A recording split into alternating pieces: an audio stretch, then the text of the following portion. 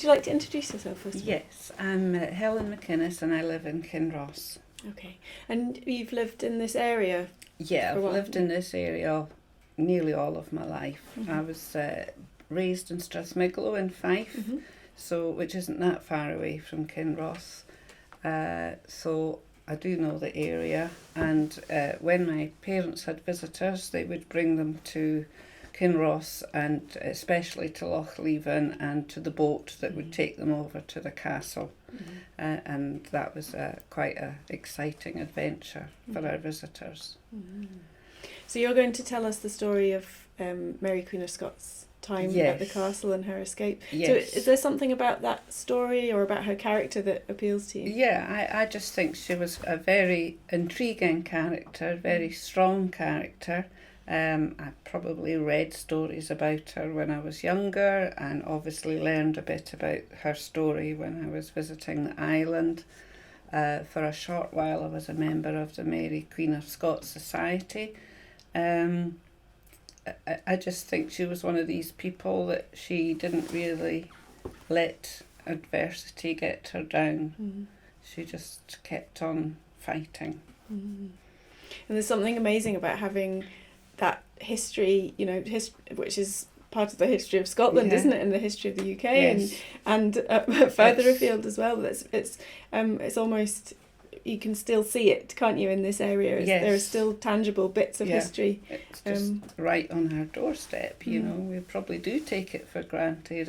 We maybe walk down to the loch or have a little walk round the side of the loch and there's the castle and it just sits there and you just think, oh well, that's where Mary Queen of Scots was captured. And yeah, but it's a big story, and a real story. And it's Yeah. ours, it belongs But to this it area. belongs to this area, and it's one we should be proud of being able to tell.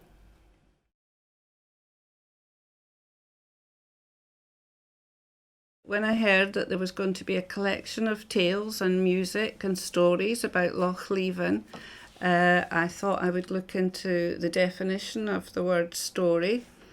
And the one that I liked best was that a story was a fictitious tale, shorter and less elaborate than a novel. So this is a story that I'm going to tell. It will be shorter and definitely less elaborate than a novel.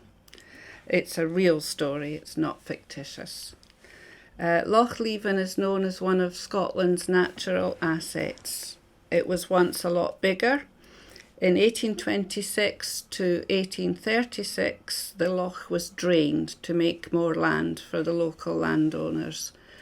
When the loch was drained, they found the remains of a crannog off Kirkgate Park. The loch is now 75% less than it was in Mary Queen of Scots' day.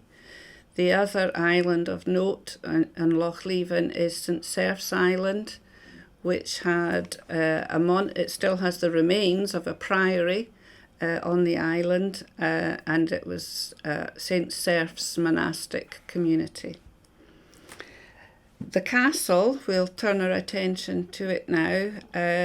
It's known as a small castle with a big reputation. It has a long history. It's been a home, it's been a prison. Alternately, it's been both over time. Mary Queen of Scots stayed there herself quite a few times as a guest of Sir William Douglas. He was the owner of the castle. She had a stay there after a fall of a horse at Falkland Palace. She went there to recuperate. Another couple of occasions she stayed as a guest, and on one occasion she had a meeting with John Knox, supposedly quite a heated discussion between the two of them. So imagine how she felt when she was brought as a prisoner to Loch Leven Castle. She was rowed across the loch in a small boat and looking at this castle that she had stayed in many times as a guest of honour, and this time she was being brought as a prisoner of the same man who had feted her as a guest of honour previously. It must have been very strange for her. When she arrived on the island, she was very sick. The rumours were that she had been poisoned.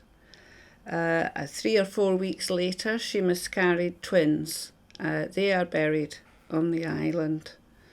The twins are they're understood to be Bothwell, her third husband. They're understood to be his children.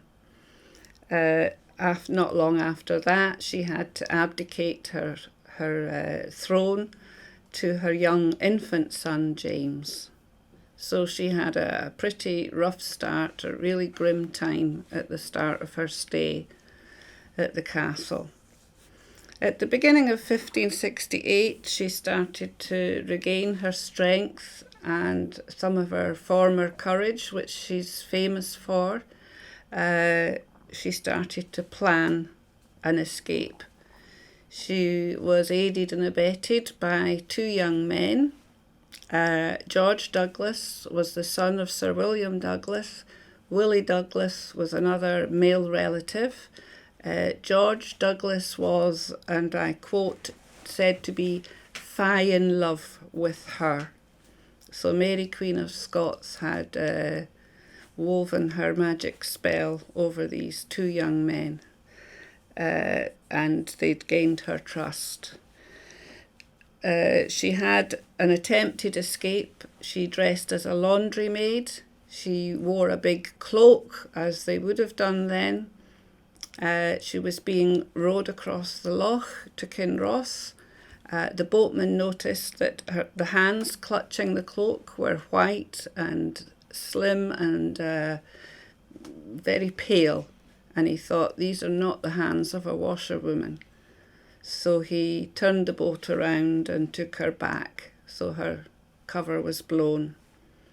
There are stories of a few escape attempts, one allegedly where her and one of her maids jumped from a window, quite a high window.